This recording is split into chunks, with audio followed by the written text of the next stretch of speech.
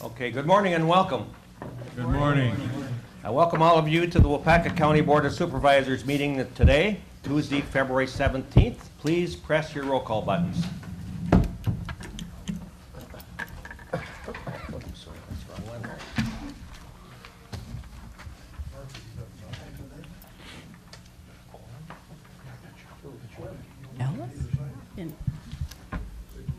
Roll call shows 21 supervisors present, 6 members absent or excused.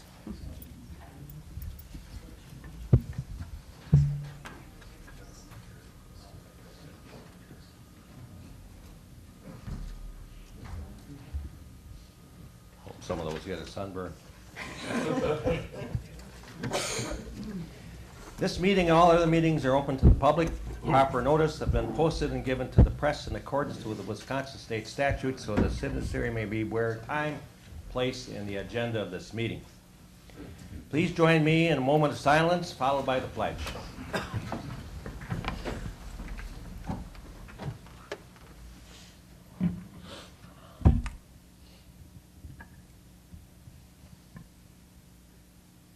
I pledge allegiance To the flag of the United States of America and to the republic for which it stands, one nation, under God, indivisible, with liberty and justice for all. Thank you very much.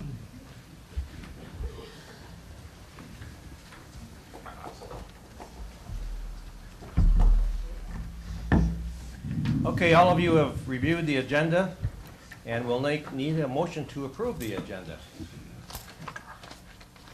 A motion by Supervisor Zog and a second by Supervisor Peterson. Please vote. Last chance to vote. Motion carries 21-0.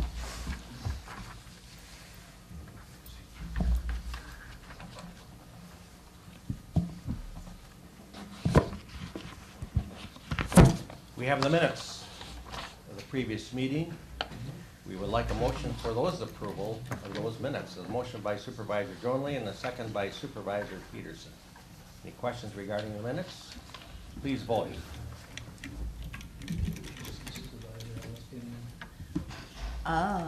Okay. 21-0. And let the record show Supervisor Ellis is now available. This minute. Okay, now. Okay.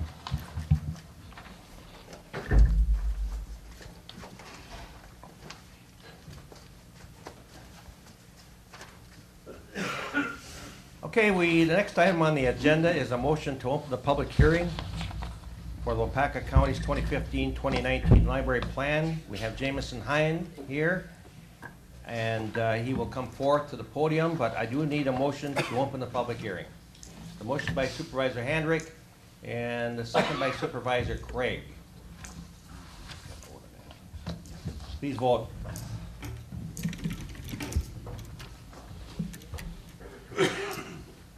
Last chance to vote. 22-0 carried.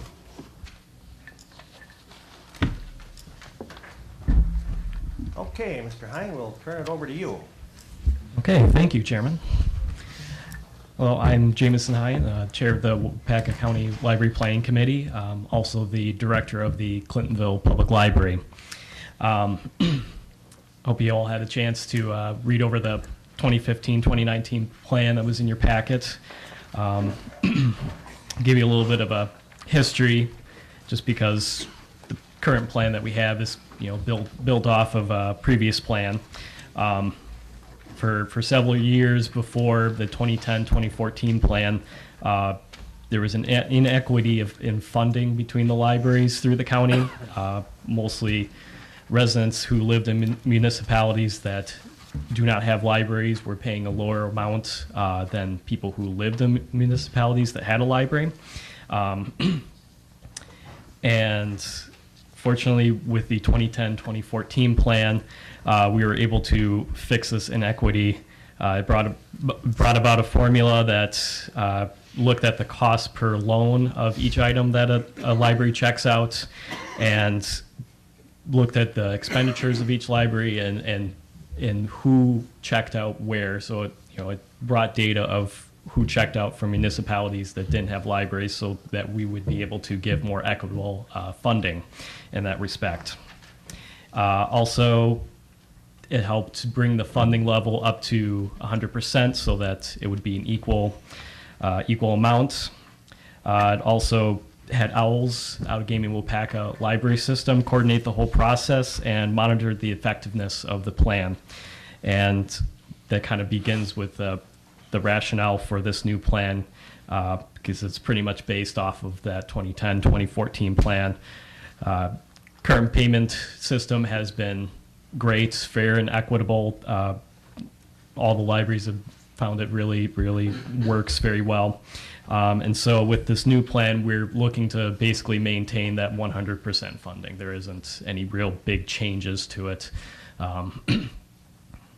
And we know that the library reimbursements are exempt from county's levy limits, so Waupaca County is able to provide full funding without impacting other services.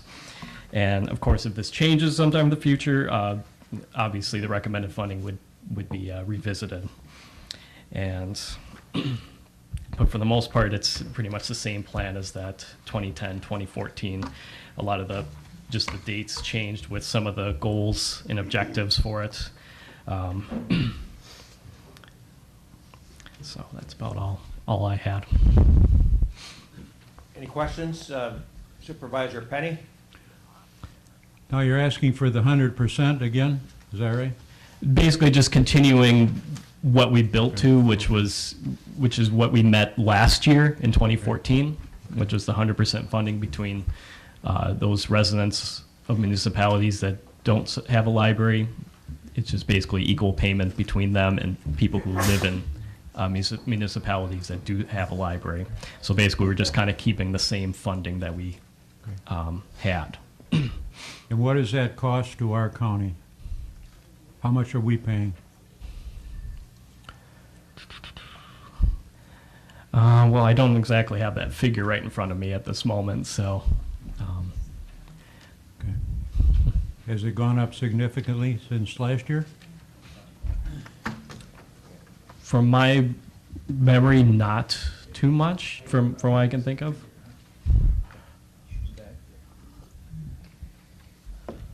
Actually, for a public hearing is really the public that is supposed to speak. I did ask for questions, my fault. So we're asking the public if they have any questions, and if they do, to get up and speak. I have to ask 3 times. Anybody in the public here that would like to address this is there anybody here from the public, 3rd time, that would like to speak in regard to this? Seeing none, I'll ask for a motion to adjourn the public hearing.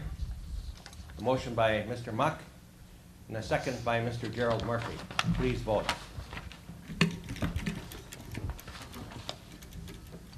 Last chance to vote. Motion carries 22-0 to close the public hearing on the library plan. Thank you. I'm sorry, Mr. Penny, it was my fault. I mishandled that.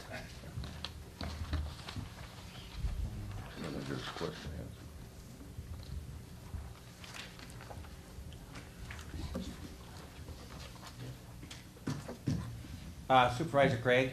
Move to approve the Waupaca County Service Library Plan 2015-2019. There is a motion by Craig for approval and a second by Mr. Spearings. Any questions, comments? Mr. Penny, did you have, I'm sorry, now you can speak. I was just curious to know what the amount was that we paid. Heidi might have that. Is Heidi here? But I don't have my budget book in front of me. Does anybody have their budget in their desk? I think it was like 948,000. That's how much.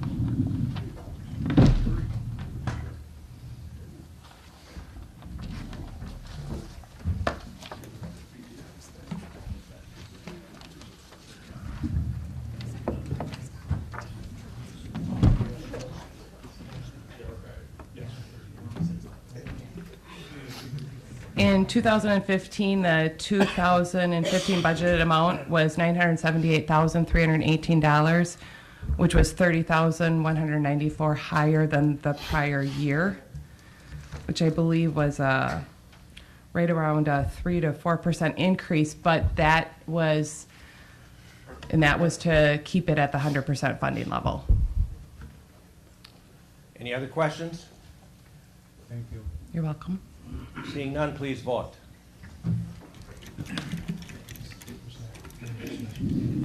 Thanks, Last Ida. chance to vote. Motion carries 22-0 to adopt the 2015-2019 library plan.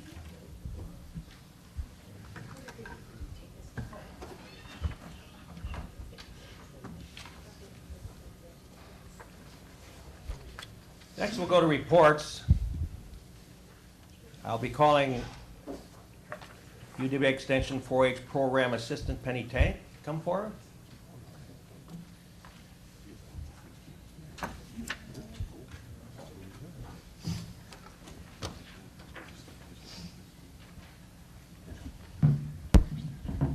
Good morning. I'm Penny Tank, the 4-H program advisor here for Waupaca County. And I just this morning would like to share some very good news with you from our 4-H program.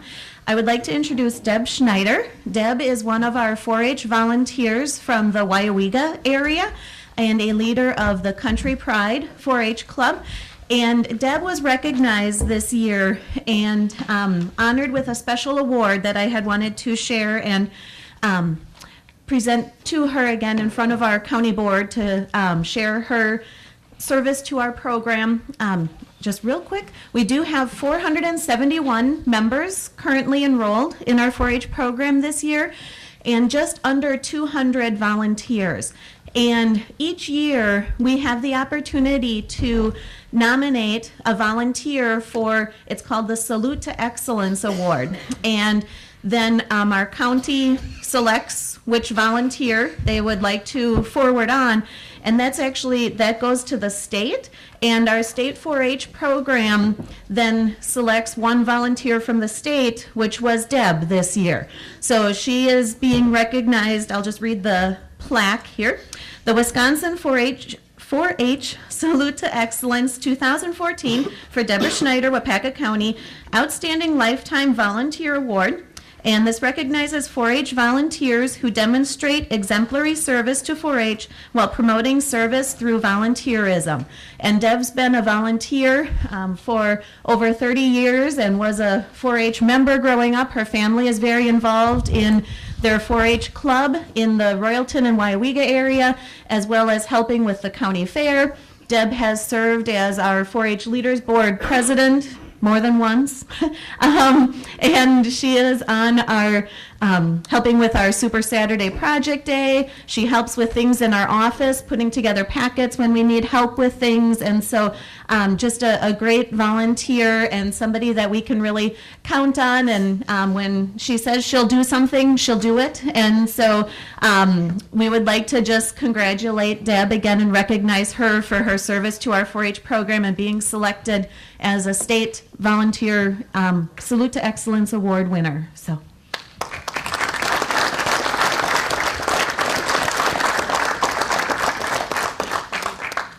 I would just like to thank the county board for all the support that they give the 4-H program, because if it wasn't for the 4-H program, a lot of these kids wouldn't have a lot of things to do. And 4-H is a very beneficial program for these children, and I've gained a lot from it. And I'd like to thank Penny and Connie for all their hard work that they do also, because if it wasn't for them, the program wouldn't go anywhere either. So thank you. Thank you, Deb. Congratulations.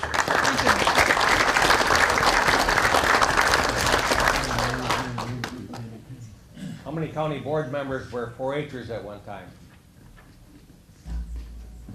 Very good. I was in Shawano County until I crossed the border, then I got kicked out.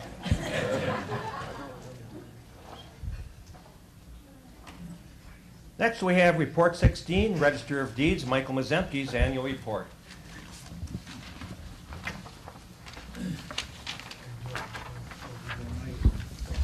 Morning, everyone. Morning, Mike. As I told you as I was handing this out, it's hot off the press, the latest and greatest information from our office, and so I'm kind of proud to share that with you. Hard to believe I started in office here in 2007. As I'm sure most of you can say, where the heck has the time gone? But here we are today. So I guess I want to start off with thanking everybody. Every so often I get some people that'll stop in and ask me questions, and I do appreciate that, and I'm always happy to help with your real estate questions. However, sometimes they're not as that easy to answer as you would think. But I'm just going to start off with some of the things in my report. Again, worth noting, the mission of the Register of Deeds Office to provide and protect the integrity of the official county repository for real estate records, deeds, land contracts, mortgages. There's a variety of different documents that are recorded in our office. Real estate property relating to financing statements, vital records, birth, death, marriage, domestic partnerships, to provide safe archival, storage, and convenient access to public records. With the computerized system that we have today, that job becomes much easier all the time. So, sharing a few numbers, I'm going to get right to the numbers. And every year, County Supervisor Jack Penny asks me the question. So, you'll see 3/4 of the way down the page. There were 782 resident county deaths this year. There were 471 resident but also occurrence county births. I don't have occurrence in there. We talked about that this morning before I came in here. If somebody's traveling and were born in Waupaca County, that would be included in that 471 number. Actual births that occurred in Waupaca County is 170. So whether, at the hospital or home births, that number is actually 170. So some people will go to, say, Portage County to have their child, or whether they go to Winnebago County or out to Gamey County to have a child at a bigger hospital or something like that. That's why there's some difference in that number. Marriages, there were 378 occurrence county marriages. And again, I can talk about how the records are held. People always question, they may have gotten their license in Waupaca County. However, you can go to Portage County or any county you want to get married, and that's where that marriage record will stay. So at some point I need to touch base with Mary and just see how many licenses are issued through Waupaca County on an annual basis, and that I'm sure she'll share that in her report. Going on to real estate recordings, again, that on the last page, that's kind of I just love looking at these numbers, and there's always good with bad. And in 2014, you'll see the column there, the furthest to the right, you'll see that we recorded number of deeds and fees. Last year we recorded 1,242 deeds that had real estate transfer fees of $483,628.80. That's a good number to see because that's the highest that number's been since back in 2007. So the amount of fees paid with deeds recorded, or actually transactions that monies were paid out, again, that number is a good number to see. So it seems like maybe some of the numbers and some of the sales are coming back a little bit. However, the next column over, number of total documents, you'll see 9,301.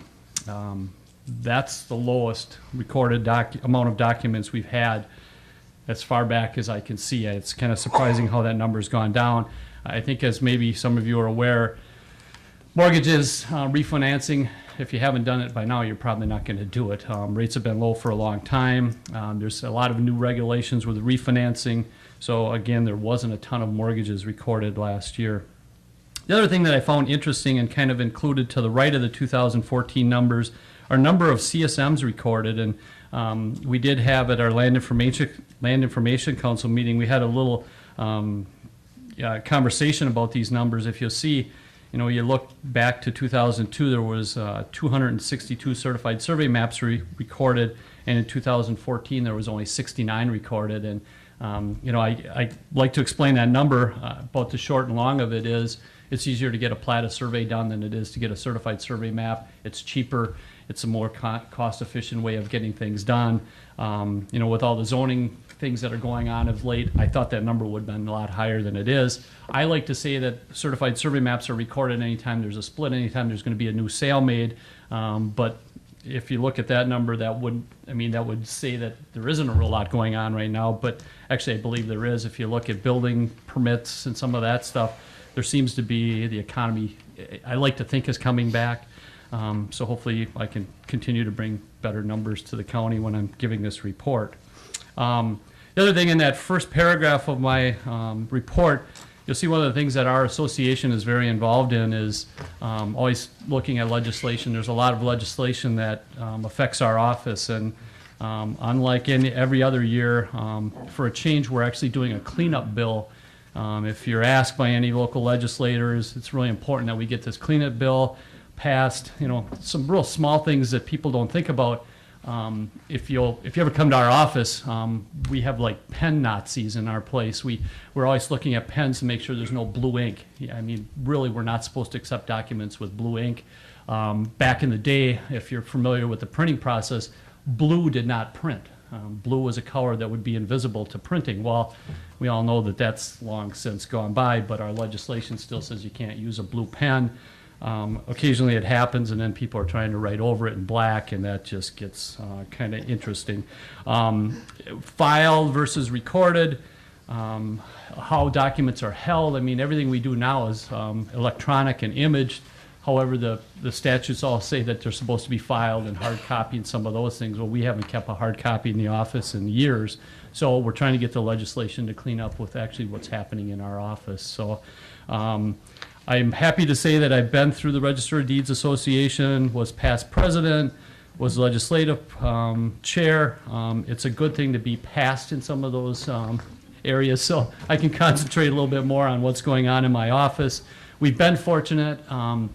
We've imaged a lot of our documents. We're now going through, again, with the lack of recordings, every day we're putting data back, indexing stuff, and we hope to get back to 1935. We've gone from about 1986, and we're currently putting in information from 1969. So we have gotten a lot done in the office, all good things, and we're working quite a bit with Bob Reith, and we're actually going through now. We've been receiving money for redaction fees.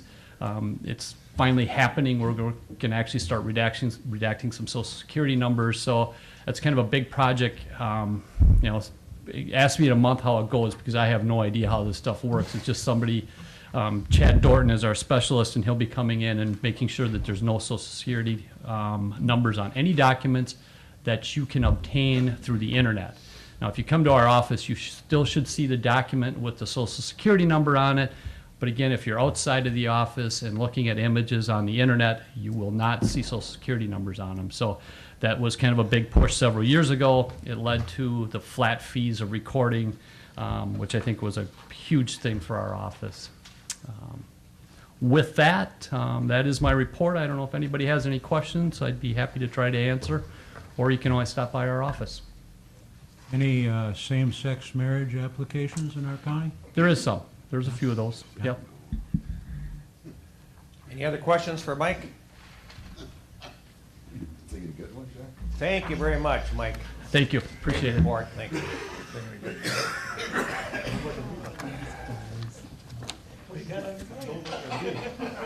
Next, we'll ask Mr. Dave Newman to come forth and the ad hoc committee, Lakeview Manor Research Committee, which he chaired.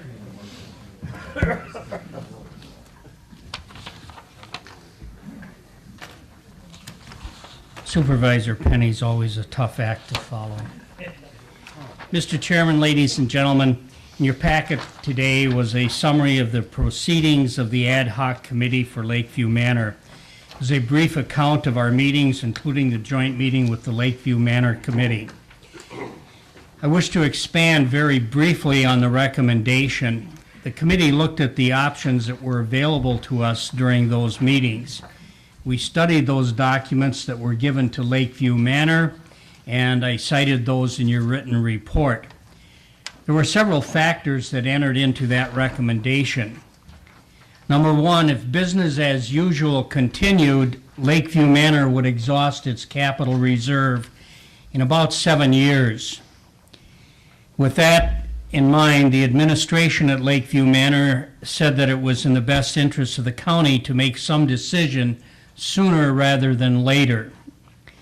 An ad hoc committee does not have the authority to act in place of another committee, and in this instance, the ad hoc committee was not empowered to make a decision for the committee of jurisdiction, that is, the standing Lakeview Manor Committee.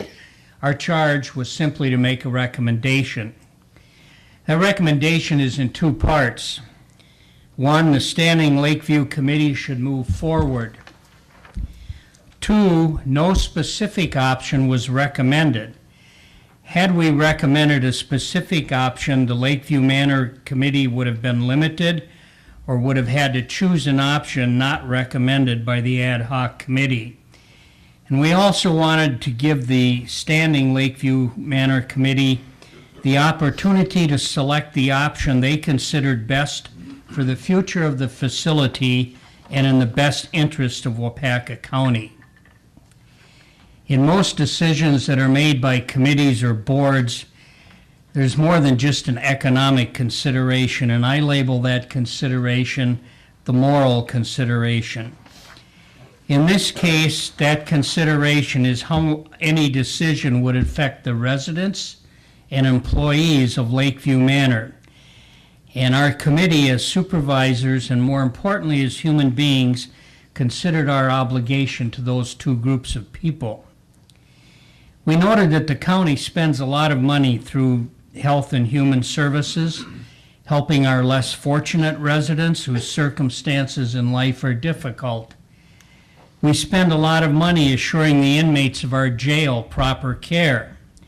We build and maintain roads so that residents of Waupaca County and our visitors can travel safely and efficiently. And we also want to care for the most vulnerable people in our society. There's nothing to vote on today.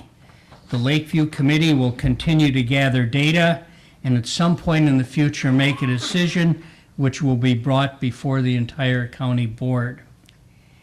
Does anyone have any questions? Questions for Mr. Newman? I'd like to share some good news too, Mr. Chairman, as long as Penny Tank did. I looked at the long-range weather forecast on March 22nd. It's supposed to be 50 degrees here. Very good, Mr. Newman. Thank you. More weather reports like that, we'll have you up here again.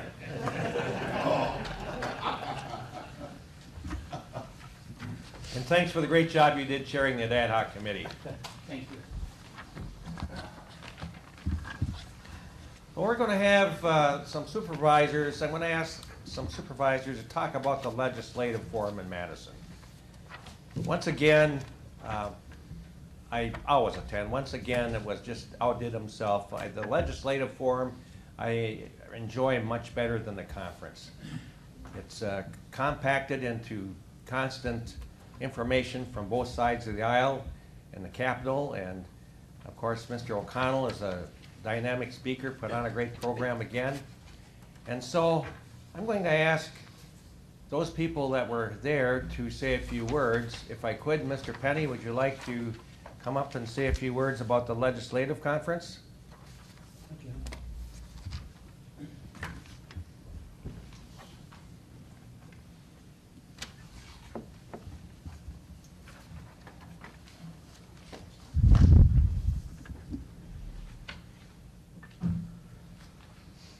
I wish that my delivery was as great, as professional as Dave Newman's. I'll tell you, we're very fortunate to have Dave on our board. He's very thorough on everything he does, and he does a great job for the city of New London. And I hope a part of it can be attributed to the fact that I hired him and he worked for me for a number of years back then.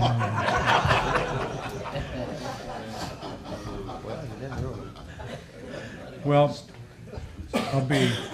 there were a couple things that caught my ear.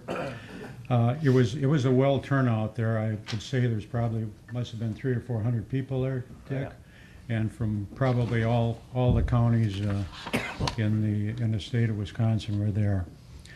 And one of the things they had a roundtable discussion where they had two of the ranking Republican people and two of the ranking Democratic people, and keeping in mind that this was the morning after the governor had presented his budget there on Tuesday night. So this is the first time ever that I could see them. There were some of the two Republican people there that were representative were very skeptical of some of the things that he said in his budget. The big things being the transportation budget and the taking away of the major funding. There are a lot of funding from the University of Wisconsin, and then the school funding and that sort of stuff. But it was the first time that they really didn't agree with the governor. And the governor was supposed to be there that morning, on Wednesday morning too. He didn't show up. I don't know if he must have been with Fred Zog, because Fred wasn't there either. But other than that, the only other thing, the big thing that caught my eye is one of the speakers was from was the head of the Department of Corrections in the state of Wisconsin.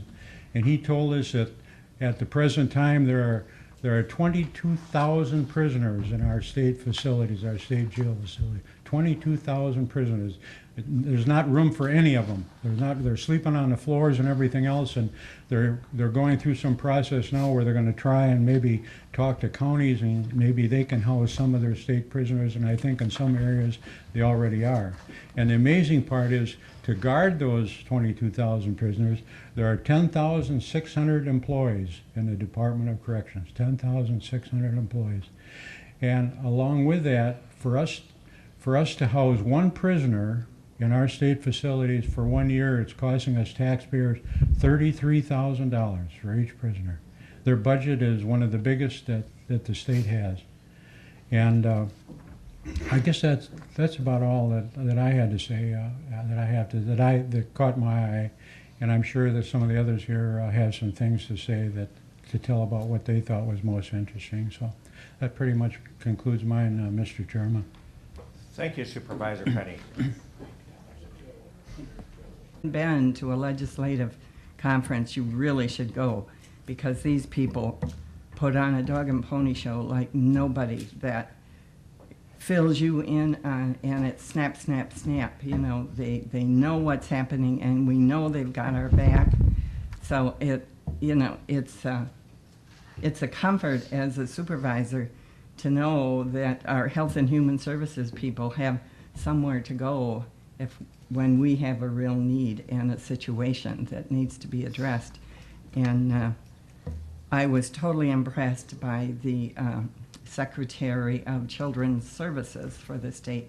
She was one of the main speakers, and she's thinking out of the box and doing some wonderful things in that position. So I think as supervisors, what I came away with is we're going to have to start thinking out of the box also to keep our county strong and wonderful like it is. So I'm glad I was able to go. Thank you. Thank you, Donna. Very good. Mary Kay, you might mention something on the ambassador program that you went to, too.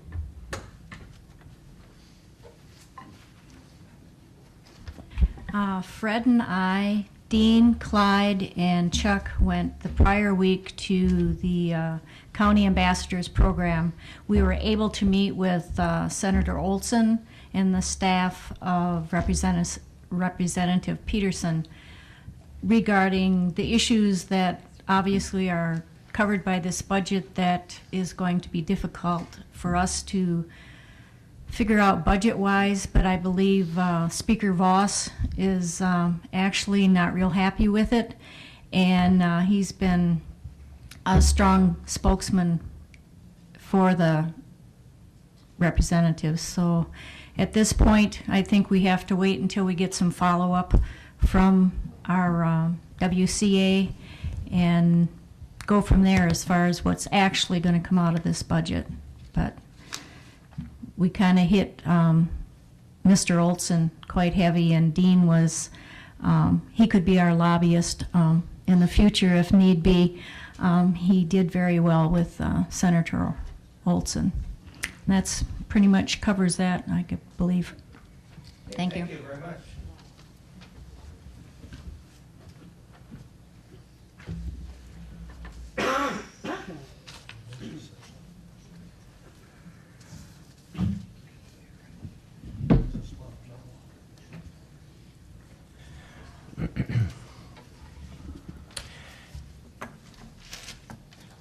most all the supervisors that were up here pretty much mentioned what I wanted to say, but I'll still say a few things.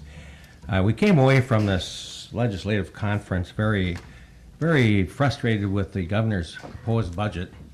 And the government affairs team of the WCA, led by Kyle Christensen, who I had lunch with one day, mentioned, you know, this is a typical budget of a governor on the run. He's not going to be around anymore after 2016. If I was Lieutenant Governor Clayfish, I'd really be upset with this budget because he's going to be gone. He'll probably, if he doesn't run for the presidency, or he'll probably get an appointment someplace, but she's going to be left holding the governor's budget here. However, as was aforementioned here, the state legislature has a chance to make some changes, and I understand they will. In fact, Peterson sat with us during the reception on Tuesday night, and when he got over to me, I really was so upset that 5 minutes later he said he had something else he had to go to. He didn't like what I was saying. But you see, it all stems from way back when Governor Thompson was in office, and we had quite a surplus. And if you remember, we all got a check for $200-300 at the time, but now ask what we spent it on, we don't even know. It seems when government and times are good, they want to give money back instead of putting it in the rainy day fund. You see, when you're in business, you have some good years, you put it in the rainy day fund, because I've been in business now 28 years and half of them were bad. And this year's really been bad, and the rainy day fund goes. But what government does, and and it's not only the Republicans, the Democrats, they want to look good before the election to say, you know what, we're going to cut your real estate taxes. We're going to cut your income tax rate, which they did. I have 40 employees, and not one employee told me, hey, I got a few more dollars in my check this year. Not one said so. Not one said that the real estate taxes went down 5, 10, not one. But even my old man coffee group. However, they're all concerned about, let me see, the county taxes go up? No, actually they went down a little bit. What about the city and what about the school? They don't even look at the state. But they take our surplus and give it back. And now here we sit with probably a $2.2 billion deficit heading to the next biennium, because the money went back in little bits to all the residents of Wisconsin. Looks good for the election, looks good, did well, but now we got this big deficit. Plus the fact there were billions of dollars in tax cuts. This is what I said. It would be nice to have that now, wouldn't it? And then our transportation budget's deficit's about $700 million. Transportation Secretary Godley told us at our WCA board meeting last fall of all the possibilities of raising funds, revenues for that transportation budget. Not all of us like to hear it, and it was mentioned before, raising registration fees, which is $75. I wouldn't like to raise them on my 40 vehicles either, but it has to be done, has to be done. Or putting a tax on the gas for the transportation fund. Or putting a fee on every new car sold, or high mileage drivers like myself, anything over 12,000, you pay in excess. All those revenue were talked about by Gottlieb last fall. And they've been talked about since, but the governor came along, he's not going to raise anything. That's music to we taxpayers' ear. Let's not raise taxes, let's not. But here we sit in a big hole, because the economy went in the tank a little bit for Wisconsin. So those are real frustrations to us at the legislative conference, and then talking to the legislative team at WC, it just builds more fuel to the fire. One thing I found really interesting at our legislative conference is the roundtable discussion between the Senate Majority Leader, Robin Voss, and the Minority Leader, Peter Barca, and his colleagues. And Kyle Christensen of WCA ask them some leading questions about subjects, about deficits, and how they would handle it. Very interesting. Both sides of the aisle said they would sure agree to having a toll road and now Interstate 41. Both sides said that they prefer that. They even mentioned about maybe raising the registration fees. Both sides said that. So like I said before, the legislature sure will take some time and look into this and maybe make some changes to get us out of this transportation hole. The governor, of course, wants this budget signed as soon as possible, and my colleagues in WCA think it'll be probably late June or July even before it's agreed upon because of the controversy going on right now.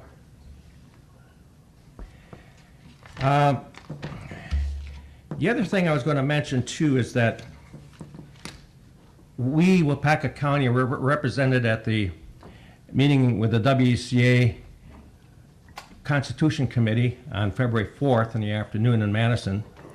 I represented this county on the board. I think there were 10 of us. And we're looking into, and I mentioned it before, redoing the WCA board of directors, officers, tenures of maybe going from 1 year to 2 year, and no WCA presidents being elected at large like me, who I went down for interview and was selected. I wasn't even on the board. You have to be in the board of directors. I looked at myself, maybe they didn't want me down there, huh? But no, that's all. I was a newbie, not on the board, hardly anybody knew me, and was selected. We're looking at lessening the board of directors and increasing the constitution officers from 3 to 5. When I was a WC president, I selected our sheriff to sit as a constitutional officer, and I think, Sheriff Brad, you enjoyed your time there. Very educational, got to meet a lot of people. So we're looking at doing that. We're looking also to change the title from president of the WC to chairman of the WCA and vice chair. And making darn sure that the chair doesn't try to run the show of Mark O'Connell's well-run office of about 22 members.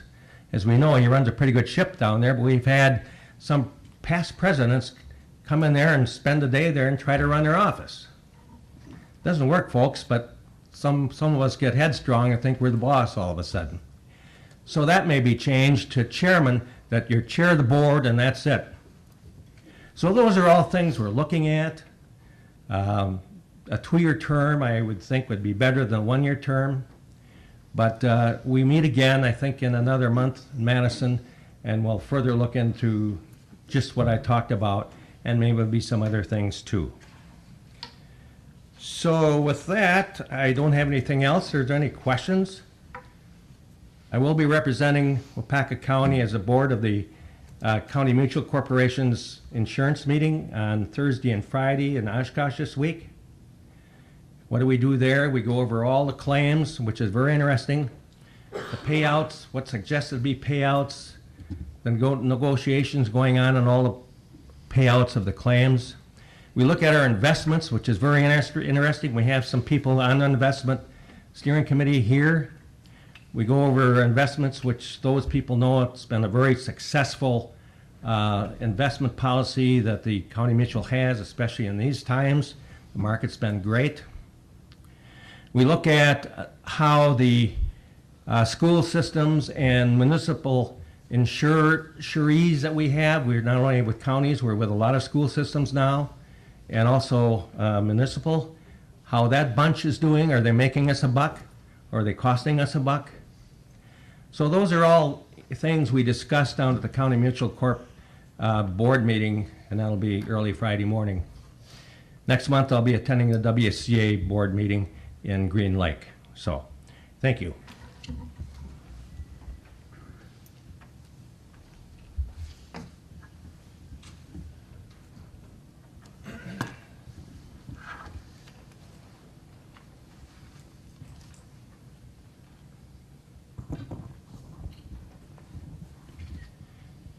Next, we have number 9, ordinances, amendments to the General Code of Ordinance, A 2015-562, amendment to Chapter 34, Code of Ordinances, Z-001-15, SR-20 to RR Corey C. and Melody A. Schulke in the Section 31, Town of Waupaca, to make a zoning consistent.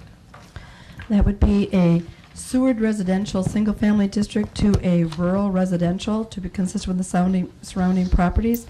Based on the testimony presented at the public hearing, the committee decided to grant the petition for zoning map amendment due to the following. The Town of Waupaca Planning Commission and the Town Board of Waupaca have recommended approval for this request, and it is consistent with the town's comprehensive plan, Waupaca County Planning and Zoning Committee. There's a motion by Supervisor Johnson, second by Supervisor Kussman. Discussion? Questions? Please vote. Last chance to vote. Motion carries 22-0 to approve the zone change.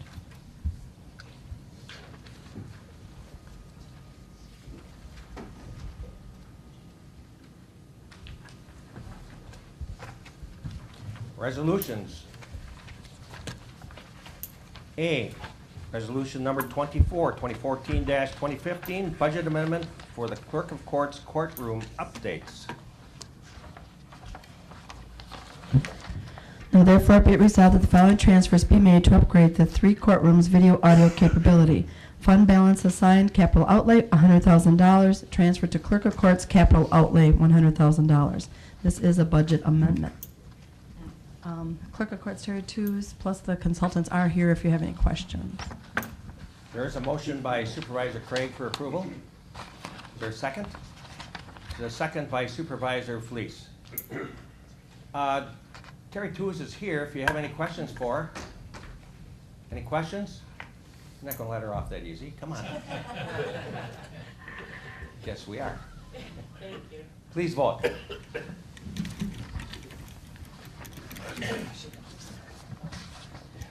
Last chance to vote. Motion carries 22-0.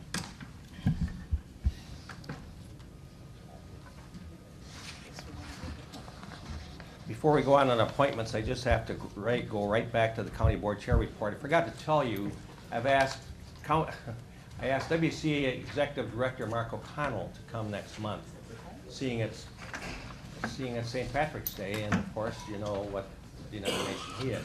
And he will be here. I told him to come later in the morning around 10. And so I don't know what program he's going to use. He's got so many different programs in his briefcase, but he will be here. Appointments, Mary? At the February 4th, 2015 Health and Human Services Board meeting, the board unanimously recommended appointing Kay Anderson to the Committee on Aging. Kay is replacing Steve Steed on the committee. Also, Caroline Murphy is no longer a member on the Committee on Aging. Just information. Announcements and correspondence. Oh, I'm sorry, need a motion. We have a motion by Supervisor Pullman, a second by Supervisor Peterson. Please vote. Okay, please vote. Sorry.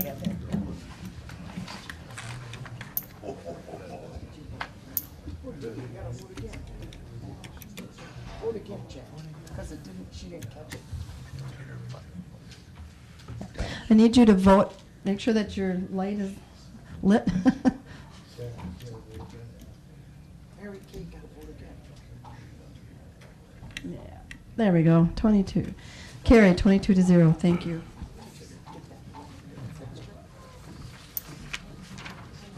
Sorry. Announcements and correspondence. None here.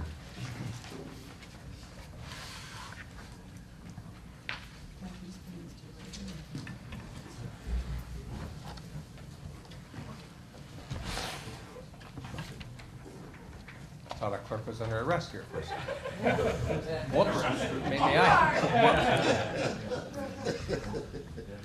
No, I mean,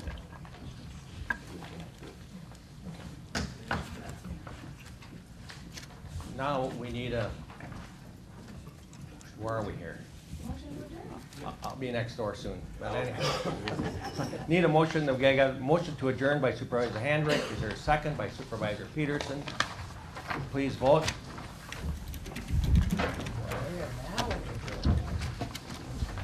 Last chance to vote. Carried, 22 to 0. Motion. Thank you for coming.